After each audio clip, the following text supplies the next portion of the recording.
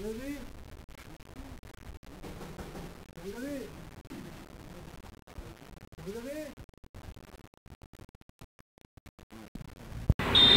যে 18 সাল থেকে ভারতীয় জনতা পার্টির সরকার, এই সরকারের শাসনে মানুষের জনজীবন বিপর্যস্ত, মানুষের কথা বলার অধিকার নেই।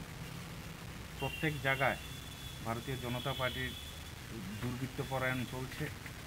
তার বিরুদ্ধে ত্রিপুরা প্রদেশ কংগ্রেস কমিটির তরফ থেকে 17 দফা দাবি নিয়ে আমরা মানুষের বাড়ি বাড়ি আমরা যাচ্ছি। সারা রাজ্যে একদিকে সেখানে কর্মসূচি আমাদের চলছে। আজকে আরকেপুর বিধানসভা কেন্দ্রের আমরা মানুষের বাড়ি বাড়ি যাচ্ছি। আমরা মানুষের কাছে আমাদের এই দাবি সঙ্গে সেখানে তুলে দিয়ে আমরা মানুষের কাছে আবেদন করছি আমাদের নৈতিকভাবে সমর্থন দেওয়ার জন্য। মানুষের বাড়ি বাড়ি যাচ্ছি, ব্যাপক সারা পাচ্ছি। মানুষ আমাদের দাবির প্রতি সমর্থন করেছেন। আগামী দিন এই দাবির সমর্থনে আমরা ত্রিপুরার যে একটা বিশাল জনমত গঠন করে এই সরকারের বিরুদ্ধে